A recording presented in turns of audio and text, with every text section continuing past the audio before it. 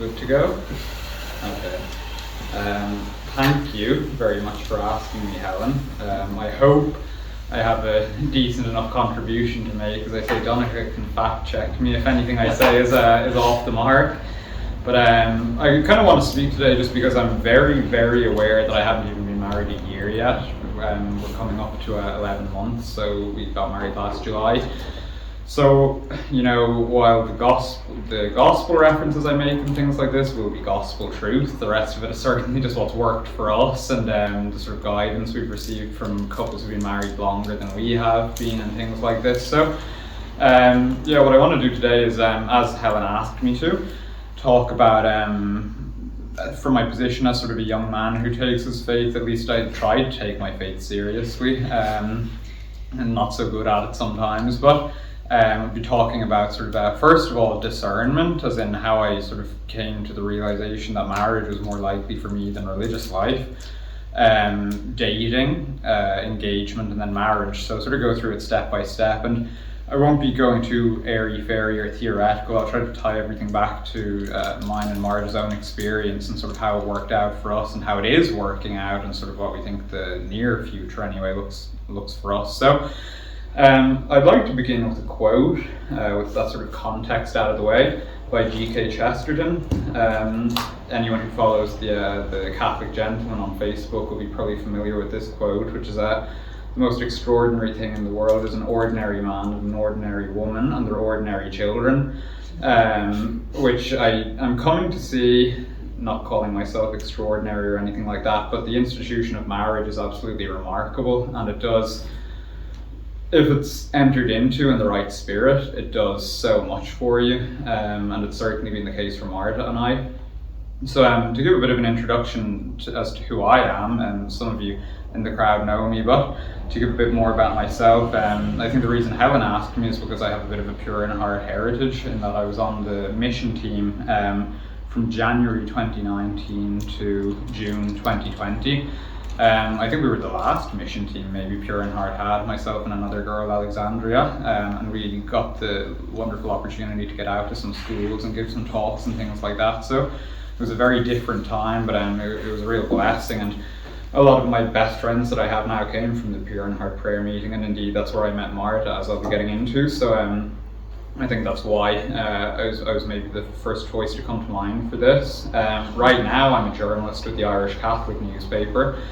And to give a bit of context about me, I reverted to the faith at the end of 2017, so I went back to Mass sort of my own free will in October 2017. Before that, for the 2 years prior to that or so, I'd sort of been asking questions and reading all sorts of different philosophy and even about some different religions and things like that. And then before that, I was a rabid atheist. I was reading The God Delusion in college, and every time God was mentioned in a conversation, I'd throw a fit.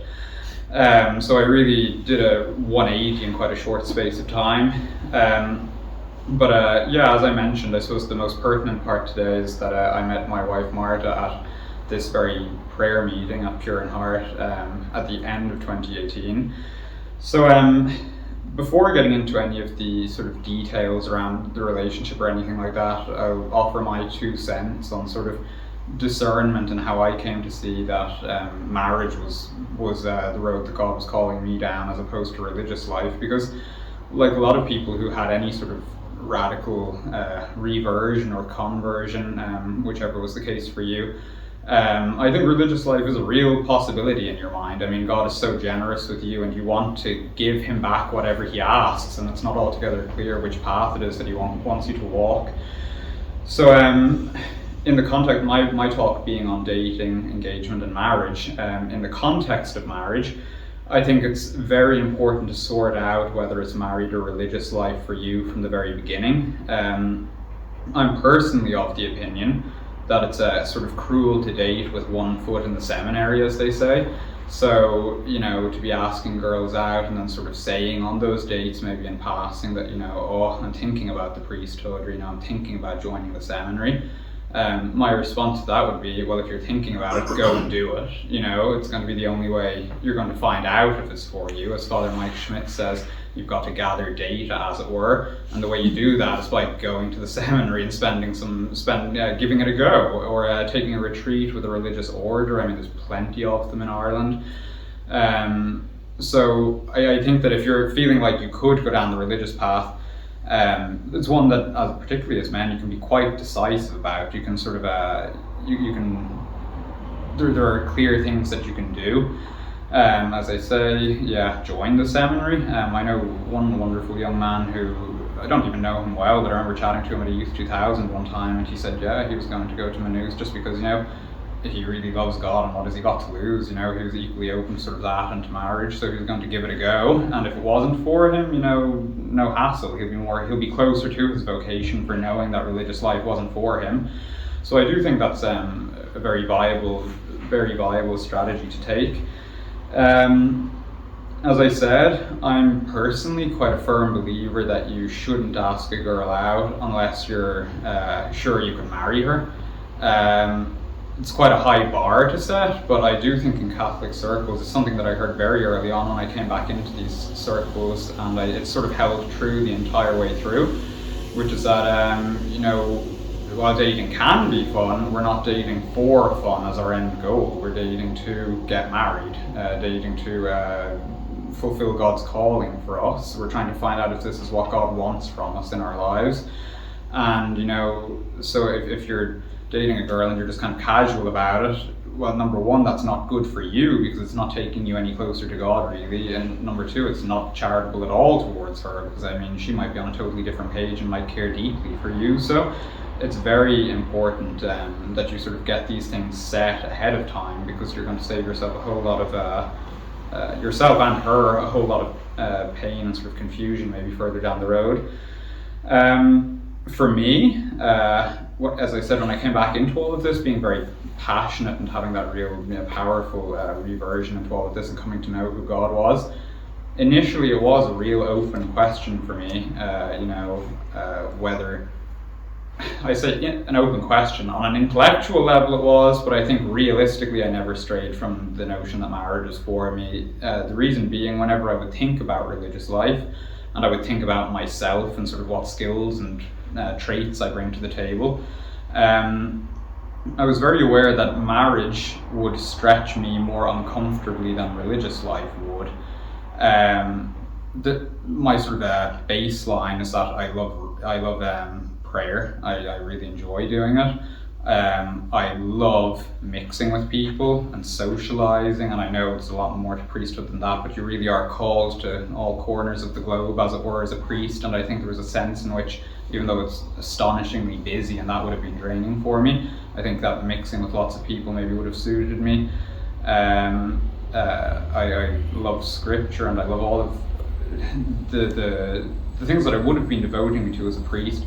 What I wasn't so good at, or wasn't so good with, were sort of the practical elements of life, like living either by myself or now with a wife. I wasn't so good at dealing with finances. I suppose the better way to put it would be that I didn't think I had the capacity for the sort of generosity that marriage would ask of me. I know priesthood and all religious life requires you to be extraordinarily generous, but there was something about the way marriage, it's so honed, you have this one person that you're tethered to for your whole life, and regardless of how you're feeling, you've got to keep moving in their direction. And that, to my mind, always rang as a particular challenge to me, because I didn't think it was something that I would be very, cut out for, really. I don't think as many people are in the world today, sort of unfortunately. I think we've sort of lost sight of maybe the Christian plan for marriage, and as a result, it's going to be a lot harder maybe for a lot of us to get into, but that was sort of how it was for me. Marriage really was this sort of beacon on the hill in terms of a challenge for who I was, and I saw ways in which it would develop my weaknesses more so than I saw maybe in the priesthood for me. And nearly a year into marriage, it seems to be proving true so far, because while marriage is deeply rewarding, it's also sort of deeply challenging in some ways, and that I'll get into in a while. I won't go ahead of myself. So That's a little bit just about discernment and some things to think about. It goes without saying, obviously, that a consistent prayer life is absolutely essential. I mean, no good whatsoever talking about how much discernment you're doing if you're not praying every day. I used to, in the zeal of a revert, as I say, I used to sometimes sit down in the morning for an hour to pray. Suffice to say, I don't do that anymore because I don't have that sort of madness in me anymore. But I also just don't have the time for it because I'm busier. But I think a friend who I'd say is much further along in the spiritual life than I, if I could put it that way, he sticks to 15 minutes in the morning. He prays his rosary at midday. He sort of is practicing the presence of God. At the end of the day, he does mental prayer with God. He does his examination of conscience before he goes to bed at night, and that's it. It looks like a very, very ordinary life for the most part. And I think if you are doing that consistently, you can really trust that God is guiding your steps. And I think that's sort of what it is to walk in faith, which is that if you do the things the church tells you are good to be doing and you do them frequently, you can have that sort of boldness that you're going down the right path. And as long as you're not doing anything grievously wrong and remaining in it, God will guide you. So it does take a bit of decisiveness and boldness and faith, really. To make this a little more concrete, I'll tie it into my own relationship then and the sort of path that I walked. So as I said, my relationship with Marta sort of started at the end of 2018. So she was over here on an internship. She was studying in Hamburg and she came over here for a 6-month internship from September 2018 to March 2019. For the first 3 months, I was on the mission team shortly after she came over, but at the time I was just attending the prayer meeting. And for the first 3 months that we were both going to the prayer meeting, I totally blanked her. I mean, I thought she was pretty, but I mean, there's lots of pretty girls out there in a sense, you know. It wasn't, at that stage in my life, it wasn't enough for me to like walk over to someone and start, you know, chatting with them. So Martin and I are always joking that it really wasn't that Hollywood love at first sight type thing. I mean, we also joked that I'm short and like she literally didn't see me. She was looking over my head as she scanned the room.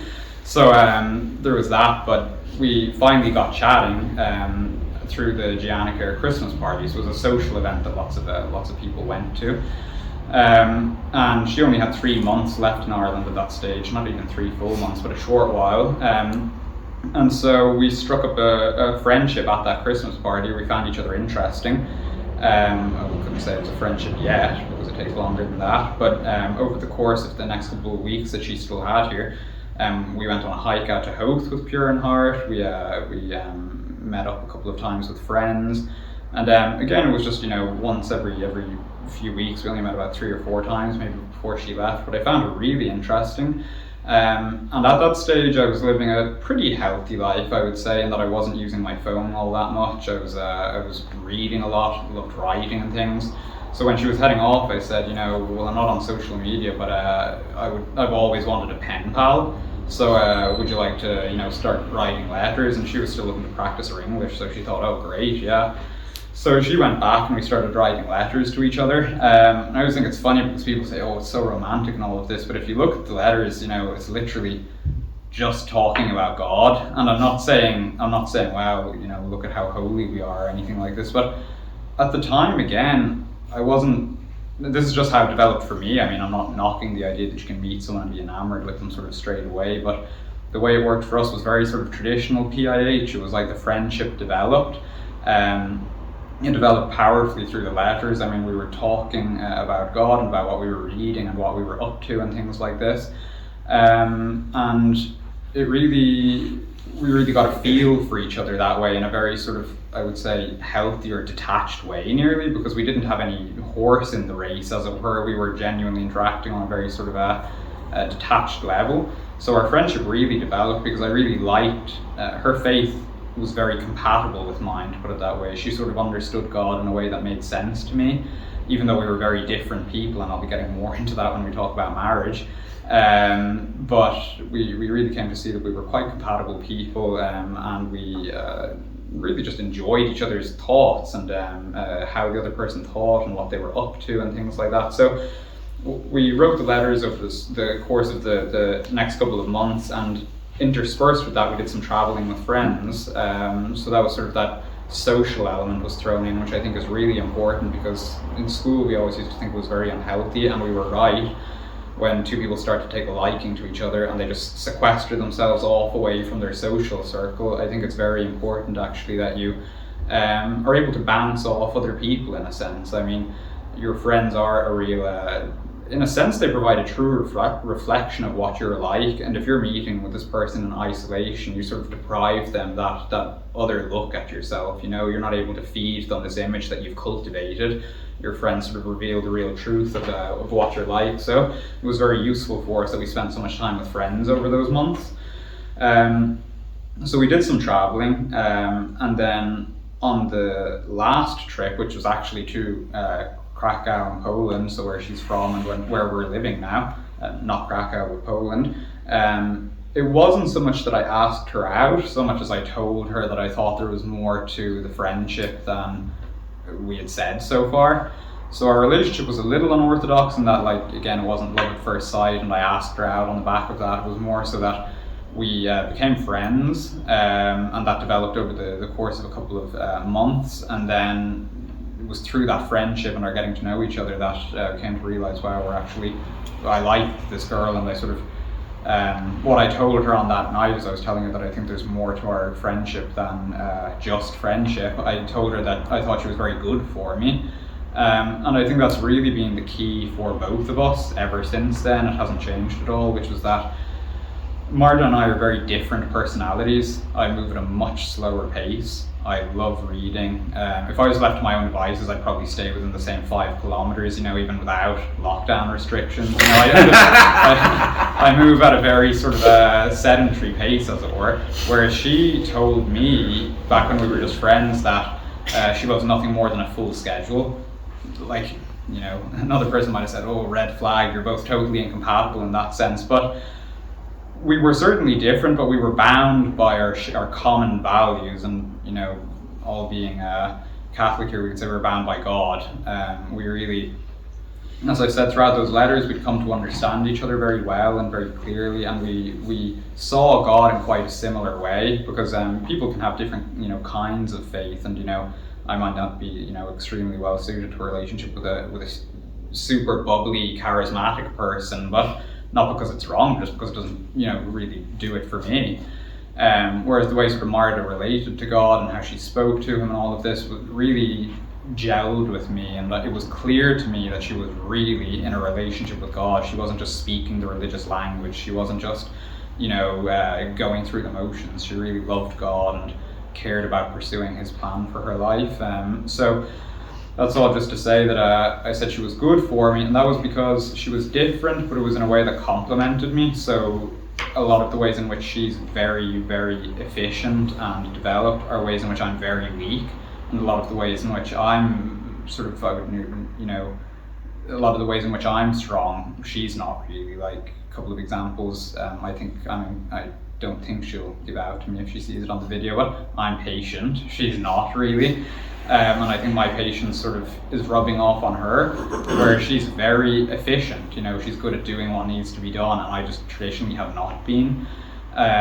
So that's really rubbing off on me as well, and that I don't complain and grumble so much when things have to be done. So we're really rubbing off on each other in those ways, and rubbing off is the right way to put it, because as I'll get into, it does result in conflict sometimes. But when you have that common foundation in Christ, you really have the platform, the safe platform from which to work through your differences. You don't have to worry about the other person, leaving you. You don't have to worry about the other person getting so annoyed that they never want to talk to you again. It's out of the question when you're both rooted in Christ, or at least as we try to be, as I say. So at that time, both of us were, as I say, praying an awful lot at that time. And I had a real trust in God to the point of I kind of envy it now, because I foolishly, well, not foolishly, but sort of I told her that I loved her very early on and thing.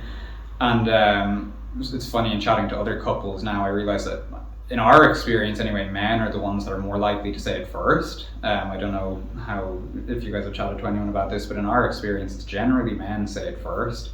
And I said it anyway, and Marta initially said, well, I won't say it back just because I realise what a heavy thing that is to say, and like, how can we say that? I mean, we've only been seeing each other we've been friends for a long while, and she certainly loves me in that capacity, but in terms of the sense that I meant it, she was like, how can I say that? I mean, we just haven't seen each other in this light for long enough. And maybe if I hadn't been so rooted in God, I would have like gone into, disaster mode. I would have been like, oh, I've made such a fool of myself or whatever. But it really wasn't that. I just thought, God's will be done. If she wants to break up with me because I'm too heavy or serious, she can do so, and it'll be very, painful, but we'll move through it. And the plan is still the same, which is to pursue God. And again, I'm not sure I'm this brave now, but that's sort of where I was at then, and thankfully it worked out. So we dated for 7 months. That was August 2020 that I asked her, August 2019, sorry, that I asked her out. And she finished up her degree and she moved over to Ireland. So we dated for 7 months before COVID struck, because it was March 2020, obviously. And that time was again filled with really getting to know each other. And this is where I'll bring in the pure in heart values of chastity and theology of the body. They are absolutely indispensable to your discernment process before dating and marriage. They're absolutely indispensable, particularly during those, because it will be all too easy to sort of have your vision clouded by the physicality of the other person. Whereas if you're practicing chastity, it gives you that very sort of healthy physical distance. Not that you're afraid of, say, holding hands when you're out or anything like that, that goes without saying, but it allows you to sort of maintain a clear head and not to sort of just view the person for their body and that sort of intoxicating aspect of human sexuality. So chastity was absolutely indispensable to us. Well, it still is, I should say. I mean, because you never stop being chaste, it just changes its forms as your relationship develops. So we dated for those 7 months, and again, we kept doing what we were doing in the letters. We were reading, discussing the books that we liked with each other. We were doing things both alone as a couple, but also with friends, which is so important. And then, COVID struck and she went back to Poland for 3 months. So we had our little bit of a taste of long distance, which was extremely difficult because at that stage, no one knew when it was going to end or anything like this. And it was really then that we realised very concretely, I mean, we knew that we'd like to get married and, well, I'll get into that about how we sort of knew we wanted to get married and all of this, but as I said, when I asked her out, I was assuming that she was a girl that I could marry if all went well. But it gave us an opportunity sort of, in long distance, we Zoomed every day and we read books together, and we did sort of like relationship quizzes, I think some of which Marie suggested we do at the time. So a shout out to her. But we had again a very sort of wholesome experience of getting to know each other on a spiritual level and intellectual level, and deepen our friendship. And it was an extremely tough time, so she decided she was going to come back anyway when it became apparent that it wasn't going to end anytime soon. So after 3 months, at the end of June, she came back, and it was just apparent straight away we don't want to be separated like that again, come what may in the future. We want to be like together because we had a married couple of friends say, and that sort of, we were very sort of envious nearly of the unit that they had, the fact that they couldn't be separated and things like this. So that was at the end of June 2020, and then I proposed on August 15th that year, so just 2 months later. I'll pause here just to discuss sort of discerning how I knew, because it's a huge step to move from dating to moving to asking them to marry you. That's, we have again this Hollywood idea of getting down on the one knee and everything, and it's the biggest moment of your life and all of this, but there's a lot of sort of groundwork has to be done before that.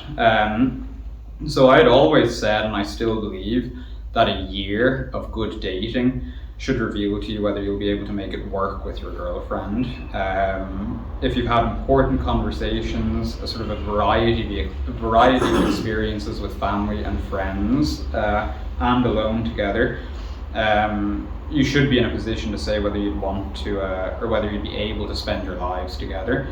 Because I'm sort of a firm, I firmly believe, as I've said with a couple of things, that there will always be a better time to get married. I mean, you could always have more money before your wedding. Things could always be calmer for you. This is really where you have to cultivate, I would nearly say, the virtue of decisiveness, which is that you've identified that this person is good for you. They're leading you in the right direction. You both understand God in the same kind of way. You're really good friends. Hopefully, that's an absolutely essential component. And once you have all of that, if you're praying again, and that's sort of, I'm just assuming that's a constant throughout, that you're going to be praying regularly and you're going to be nourishing your inner life. You just got to take the leap. There's not much more to it than that. The way I did it it's a bit of a funny story, because I bought the ring and I didn't know exactly when I was going to do it. I just knew I wanted it to be around a year after we'd started dating, provided everything had gone well, and it had. So I bought the ring, and there was this weekend, the weekend after our first sort of anniversary together, as it were, and I didn't really have much of a plan, and I was naturally feeling the pressure, as I think a lot of guys do, because we've grown up in this age of just extravagant engagements. Like, people, at the Air Force draw, "Will you marry me?" in the air, and I was like, well, I can't do that. And so I chatted to people like beforehand, other men that were married, about, well, what did you do? And the remarkable thing was that there was not one extravagant story amongst them. Like, one couple that I know, he sort of popped the question while they were sitting on the couch at a party, and then he sort of did it a little more professionally later, as it were. I know, like, my colleague, he got married. He intended on proposing to her on a hike, but then his brother said he was going to come along, which he hadn't anticipated. So they went on the hike, and he was sort of muttering to himself the whole time. And it was then when he got home, they went back to his house after, and it was then in his room that he decided to propose, just because he was like, oh, feck this, So he just wanted to do it. And I've just heard a number of stories like this where, you make the plan, and, as they say, God laughs, as it were. And so it was for us, because I just the pressure was immense. Like, I couldn't think of anything remarkable to do. So I just committed to myself to carrying the ring around in my backpack for the weekend. And if an opportune time presented itself, I'd strike. So we went to this these lovely gardens down in Wicklow, and we were wandering around the garden for a good 3 hours, because I was waiting until there was no one around, and they just didn't go away. So we were wandering around, and I was scouting the whole garden to see where is the nicest, place to do it. And unfortunately, when I decided, the nicest part was at the opposite ends of the garden. So I said to Martin, "Oh, all right, let's go back," for no reason whatsoever. So we went back, and fortunately there was no one there. And so that was where I did it. But again, it wasn't like anything huge or flashy. It was just in a nice place. And we did manage to get a picture of it, actually, because I'm sure this is God's inspiration, because we never, and haven't since then, taken a timed photo on our phone. Like, we've never put our phone up somewhere. And Marta, just out of the blue that day, said, "Hey, why don't we take a timed photo? Like, we can set up the camera here and aim it in our direction and try to get one." And it didn't occur to me that this is going to be maybe a good photo op for, the engagement. But while I had the ring in my pocket at this stage, and while the timer was counting down on the phone, I was like, "Oh, I'll jump to the side and we can get it on camera." And I did that, and it worked out. We got the picture, and it was me proposing. So, like, that was kind of special. But again, it wasn't like anything big and organized. It was just making the opportunity what I could. So I would be keen to say to all of you, when the time comes, like, don't put too much pressure on yourself. I mean, it's the fact that you're asking her that makes it special. So how I knew to do it was that after a year of dating, as I'd said to Marta the day that I told her how I felt in Krakow, I still felt she was good for me. And you realize in this world, for something to last for a year like that, particularly something as deep as this, it's a remarkable thing. I mean, we'd been through a lot together while we were dating, between COVID and all the tensions of being apart and all of this. And despite all of the different circumstances we'd been in and the variety of situations, I still felt she was very good for me, and I had the exact same conviction that I'd had when I told her how I felt. So that was how I knew, yeah, we can sort of progress with this. I didn't have much more money than I had when I told her how I felt or anything like this, but I knew we'd figure that out on the fly, and it really is the case that God provides. So, yeah, decisiveness was sort of the key. I just, did it, and so it seems for all of the guys I've chatted to also who've done it, and maybe there are, I don't know, Donica, if you did anything wild for yours, but no, it was on Dollymount Strand on the beach. Oh, a little picnic. Just similarly trying to line up a place where there's not a lot of people. Was also yeah. I was at the stage where I was going to start offering people a $5 to get lost for a while, but it's just that, it really is. It's the two of you being there that makes it special, and it's sort of the you coming to stand before hopefully your future wife in the truth of God and saying, I want to, spend the rest of my life with you, that makes it special. It's not the external trappings. So I'll move on just a bit to our engagement then, because I can honestly say we didn't have a usual engagement period in that it was spent entirely during very heavy lockdown. Like, we got engaged August 2020, married in July 2021, and if anyone remembers, that winter was an absolute pain. Like, everything was closed. It was extremely stressful too, because we waited a couple of weeks and then we got planning the wedding, and it was an extremely stressful time to plan a wedding, because the restrictions seemed to change by the day. Her family's obviously all over in Poland and her friends, and ours are all here.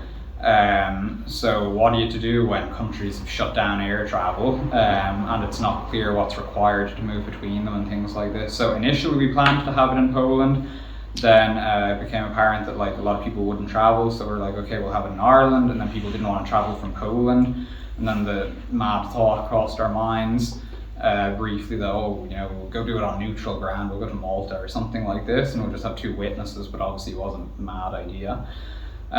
Because I spoke to my spiritual director, and he was really like, well, yes, the marriage is about the two of you, but the wedding itself is also a social institution, and you sort of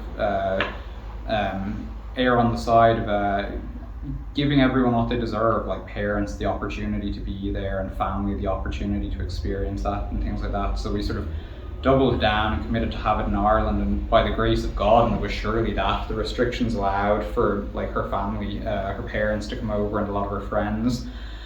So it was at a stage where we could have 50 at the wedding and only 25 at the reception, but we were delighted with that. But I'll get on to the wedding just in a moment, because there was just 1 or 2 things I wanted to say about the engagement. A very important part again of engagement for us was making sure that we didn't sequester ourselves away and just become focused on the wedding planning, because I think that's a real danger during engagement, that you'll obsessively dwell on the wedding.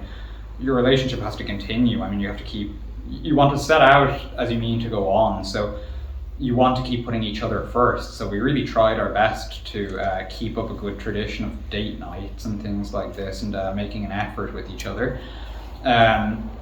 We really doubled down on prayer this time. Not that it was always great prayer, a lot of the time it was very distracted, but it had to be, because it was a period of heavy lockdown, nothing was open, we couldn't go bowling, we couldn't go to the cinema, couldn't do any of this, so naturally chastity was going to be a challenge, because all we could do, particularly during winter, was go to each other's, go over to my house, my family, or go over to her apartment. So chastity was extremely difficult during that time, and it will be for absolutely every hot-blooded man and woman as long as they're forming relationships. And the only advice you kind of have for that is cling to God, and keep availing of the sacraments where you can. And I suppose it was the added difficulty again during lockdown that the sacraments weren't readily available, so it really was running on prayer and fumes in terms of keeping it up. But we managed, and we just really made that effort to reserve time for ourselves, even though we were trying not to disappear from the social scene. And as well as that, during that time, I mean, engagement, I presume, particularly these days, because the cost of living crisis we all hear about and all of this, it's not I can't overstate for us, maybe it was because it was during COVID, but I think now that everything's opened back up, it presents a different set of challenges because you don't really have that excuse not to invite people, say. You're kind of expected to, say, splash out maybe on more guests and things like that and to spend a little more money, so that's very tricky. So you really just have to put your head down and prioritize. So, you know, God first and foremost, then each other. Figure out what's most important to you. You know, can you live with sort of having had the memory of a smaller wedding and things like that. So you have to do sort of what's right, what's objectively right, what's right for you, and not what's easy, which is just sort of giving in to the wishes of everyone around you during that time and things like this. So we got married on July 17th last year, so we're coming up to the year anyway. And it really was the most beautiful day of our lives so far. We got so lucky. It was an absolutely stunning day. I think it was the hottest day of the year to that point. I had to put on my shirt last that morning because every time I put it on, it starts sweating through it immediately. I thought, what a dreadful way to start your wedding day. But as with everything, God gave us a far better day than we could have given ourselves, I would put it that way. So, you know, it's the human tendency to agonize over the minutiae of the day and to try and make sure everything is organized perfectly. And in the end, we sort of just left a lot of it up to God. We're like, okay, we're just going to do it this way, and, you know, we'll see how it works out. And it might not be the case that God gives you like beautiful weather on the day or things like this, but you better believe that He'll have you focus on the right things on the day, and He'll have you remember the beauty of the day and what it meant. It really it just became so clear to us over the course of our relationship, and it's still unfolding, what it is to trust in God and to believe that He'll give you what you need. So even though there's that human tendency there to sort of agonize over the details of the wedding day, you really have to do what you can and then pray for that which you can't, you know. And even if it rains on the day and one or two things go wrong, you know, God won't, He's a good guy, you know, to put it simply. So we moved to Poland after the honeymoon, which is where we are now, which is a massive change because Poland is such a different society. I keep saying it's like being in Ireland about 40 years ago. The vast majority of people still go to mass and things like this. On holy days, they're pouring out of the church, which, you know, has its pros, but it also has its cons, and that I do get the sense a lot of it is quite superficial faith. Unfortunately, I think a lot of people just go through the motions because everyone goes through the motions. But we wanted to give her family some time because obviously we'd been living over here nearly the entire time. I only met Marta's parents the day before the wedding.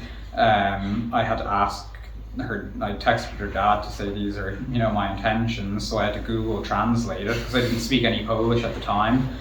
But it went well, and he texted me back in Polish because it was all we could do. I mean, I couldn't ask Marta to help translate, so I used Google Translate and all of this. But we wanted to give her family some time, and also just the practical side of things. It seemed like a more practical place to start a family at the moment because it's so expensive in Dublin. And I mean, you could grind it out here, but, you know, God also doesn't ask you to give yourselves unnecessary suffering or grief. So we had one foot in Poland, so we thought it makes sense to be over there at the moment. As for how marriage has been so far, as again a young man getting married in this present age, I will say that it isn't at all like we imagine it to be beforehand. I think all of us that are called to marriage, you know, it's just part of human nature. We'll imagine what it's going to be like, this path that we want to walk. But you can't know that which you've never experienced. I mean, if you've never been married, you can't possibly imagine, you know, what it's like. I mean, you can imagine maybe spending a lot of time with a person, but it's just, you know, it really, you can't imagine it beforehand. But it's deeply rewarding. It's deeply rewarding and deeply challenging, I would say, because you're really, as we say in Pure in Heart, sometimes there's no alter switch. Like, it's not like when you get married, you just, you know, like a snake shedding your skin, you step into this new perfect way of life. You are who you were before going through the sacrament and the ceremonies, but now you're bound together sacramentally and civilly, institutionally, and you're the same person you were before, but you're just living with this other person. You're living your life joined to theirs, and it's the most. On the one hand, as I say, you go back to your old mundane struggles. Like I know before the wedding I was struggling to get up at a good time, and then lo and behold we move in and we're struggling to get up again. Like it just doesn't fix your problems like that. It's just you're with another person while you face the same problems as before. For us, it's been, as I say, deeply rewarding. It's been a steep learning curve, and as I said at the beginning of the talk, I knew that marriage would be good for me because while I enjoyed reading and enjoyed praying and a lot of those very important things, I wasn't a very practical person, and marriage is smacking that out of me because it's just that you're living with your spouse. You can't expect the spouse to do everything. You have to, you both look after the household. You both run the household. I'm doing more cooking than I was, although Marta does most of that because, quite frankly, she's better at it. You do all of the sort of household chores, obviously, but you're going to mass together, you're praying together. We're working remotely, obviously being in Poland, so we're working alongside each other. And to bring it back to also what I said at the beginning of the talk, we're very different people. We're bound together by God, and we're both aimed in the same direction, which is how we know it's working for us, because it is bringing us out of ourselves, and it's strengthening me where I'm weak, and I'm strengthening her where she's weak. But that brings about clashes. Like there's just no two ways around it. Like we to give a concrete example, say how we choose to spend our time is one of the big clashes that we have frequently. I mean, right now, for instance, our next couple of weeks, we're just going to be nearly constantly traveling or doing something at the weekends, and we're just happy enough with that. Whereas I would love nothing more than a month of just reading at home and going on simple walks around the apartment and things like that. And that has sort of proven, given us endless cause for sort of clashes and grating against each other and things like this. But the beauty of marriage is that you are given the grace to come out of yourself, even if you don't do it with a smile on your face. You sort of through gritted teeth offer your compromise, and then that gets easier as time goes forward, and before you know it, you're that little bit less selfish and that little bit less set in your ways. So that's very much been our experience, that even though it's not easy, we look back to where we've come from and we've developed an awful lot. So that has been our experience so far.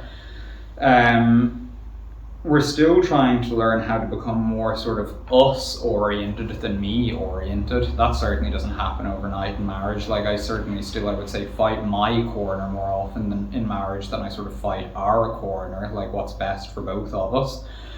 And I think that's probably going to be the way it is forever, because you can always get less selfish in this life and sort of less focused on yourself. So that's kind of where we're at the moment. Because we don't have kids yet, and God willing we will, we are trying to be as generous as we can with our time, because as God is perfect in himself, and he's delighted in the beatific vision and all of this, he overflows into creation because he wants to share himself with others. I think kind of on a small level, the same kind of thing happens in marriage, in that God gives you so much in marriage. I mean, a marriage is sort of as we know, the family is sort of the foundation of society. I mean, it's the unit upon which the rest of society is built. So God gives you so much, and he gives you stability, and you really feel like you ought to be generous with your time, with how much God has given you. So even we don't have kids at the moment, but we're trying to devote as much time as we can to friends and things like that before children come along, because we're very aware that this way of life won't go on forever. I mean, children do hopefully come along, and then you're a lot more bound to one place. You can't offer yourself as much. A lot of your efforts, or nearly all of your efforts, are devoted to your spouse and your children. So at the moment we're trying to be generous sort of socially with our time and things like that, but we're very aware it won't go on like this forever. So I suppose the watchword really is just generosity. We're trying to be as generous with our time as we can at the moment, and we'll see how that changes going forward. But just a kind of final thing that I wanted to touch on is sort of what, in my experience, in my understanding, women are looking for, because it's obviously a men's retreat. Obviously, it goes without saying again, they're looking for someone who's genuinely pursuing God. It's very, very easy to talk the religious language. It's not so easy to actively pursue God in your circumstances, because life is tough. I mean, it really is. I like the word that's come in these days, like it's a grind. I mean, it kind of is like that. You know, you're trying to improve with God's help, and it's very difficult. That process of having the imperfections knocked off you, it's uncomfortable in these things. So it's very, women really are, like I know with Marta and a lot of the other sort of married couples that we know, they want someone who is aiming towards God, aiming towards the good, and is genuinely doing that. They're not just talking, because women will know, you know, when you're in that sort of proximity, they'll know if you're telling the truth or not about your sort of intentions. I suppose men, you kind of do get the sense of it as well, because when you just spend this much time in close proximity to someone, it becomes apparent where someone's aiming. But they want someone who's pursuing God, and you know, sort of why shouldn't they? I mean, we're all on the same page here. I mean, it's the purpose of marriage to grow in love of God together and of each other, and to raise and educate children. But a big one, maybe some of the sort of less obvious ones to mention, competence is a big thing that I think women are looking for.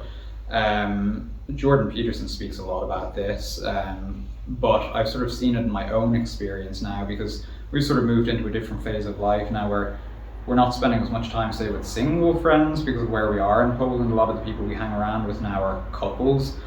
And the guys who've sort of, what's kind of set apart some of the guys who've gotten married, I mean, I do realise there's that real element of providence in there, like you have to meet the right person and all of this. It's not just like, you know, you're an amazing person, you'll automatically find someone. There's that element of finding God, bringing the right person into your path at the right time. But a lot of the people that we do know that have gotten married, one thing that I think sets them apart from a lot of people I know who just have no interest in these things is that they're very competent. I mean, it's not to say that they're saints necessarily, but they are good generally at what they do. I mean, I think it's sort of the Opus Dei mission that they want you to. You want to be good at your job, you want to be good at the different things you devote yourself to. And a lot of the guys that are married and in very good relationships, they are good at what they do. Like, they've devoted themselves to the track God has put them on, and they're trying to excel in that. Like, it's not the case that they just want to get through the work day, say, clock out at the end of the day and then lounge around. Like, they want to be good at what they're doing. So I think that really is something that stands out to women, and even if it doesn't feel like you're getting noticed for it, say, or whatever, it's a good plan of life anyway, because that's what God wants of you.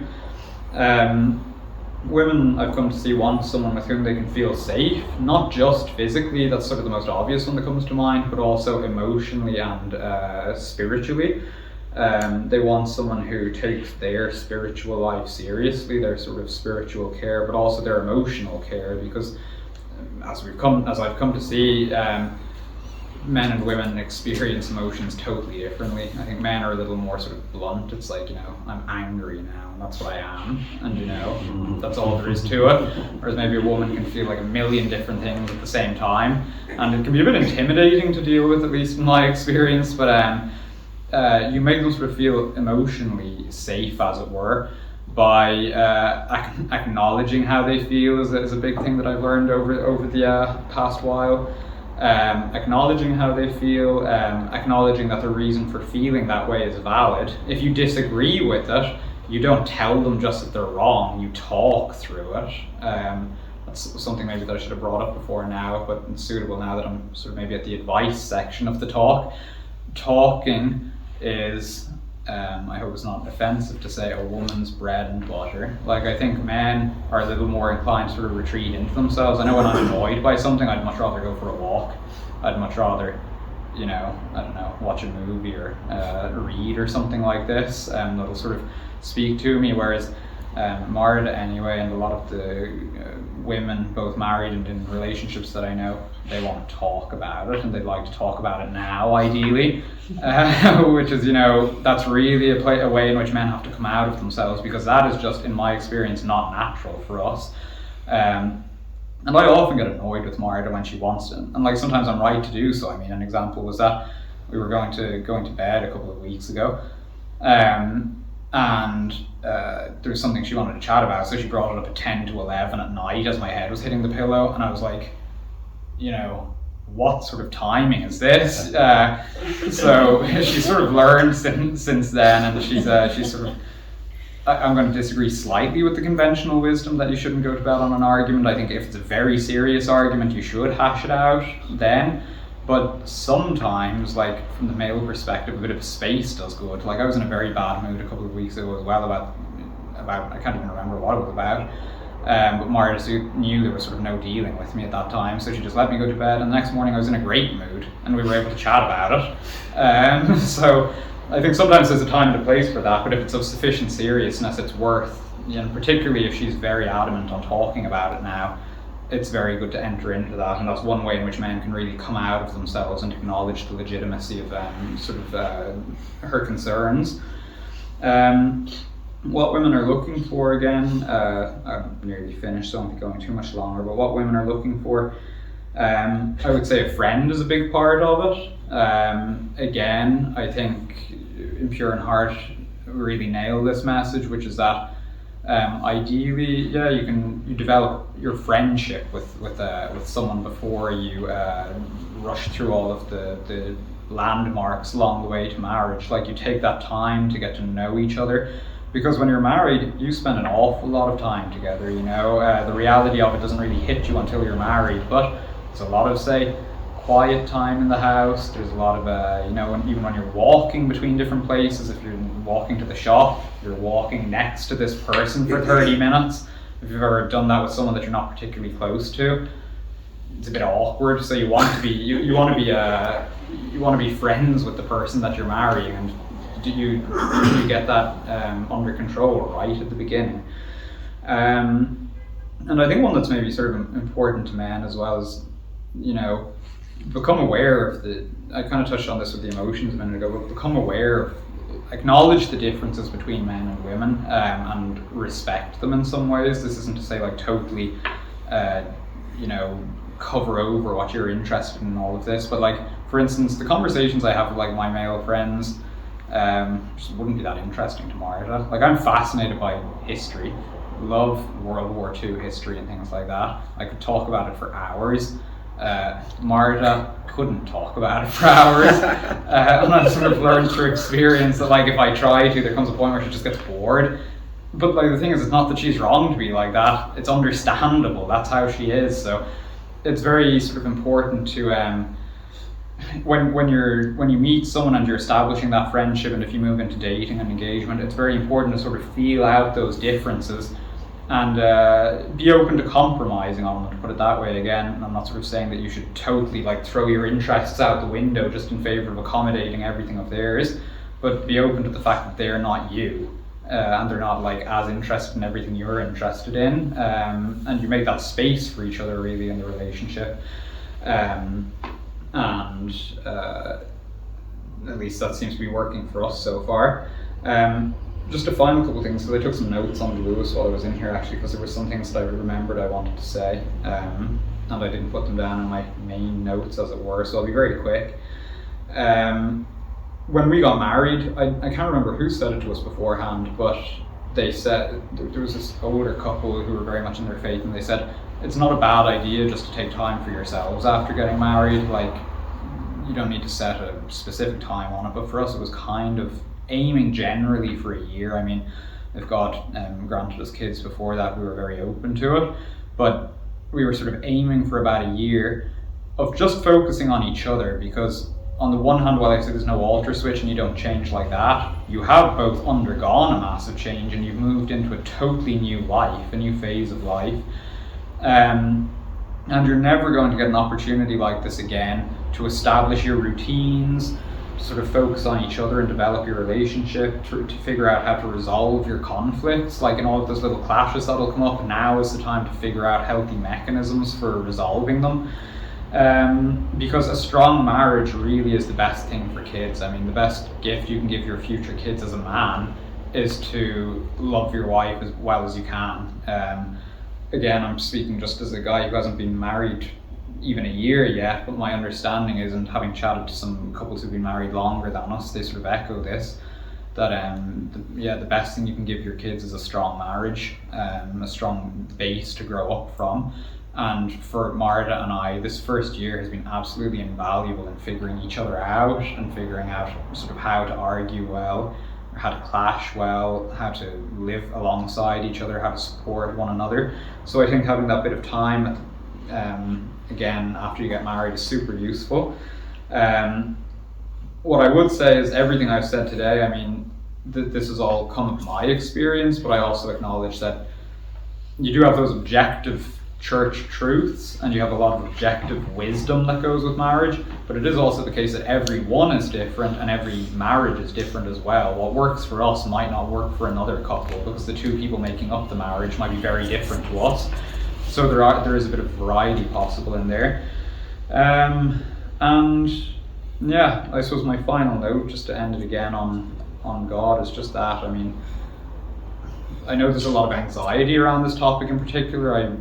I don't know if men so much feel the acute anxiety maybe that a lot of women do, because there's I know there was some talk about it even earlier today in the group chat, but there is sort of a biological factor for women who would like to have kids maybe and things like that.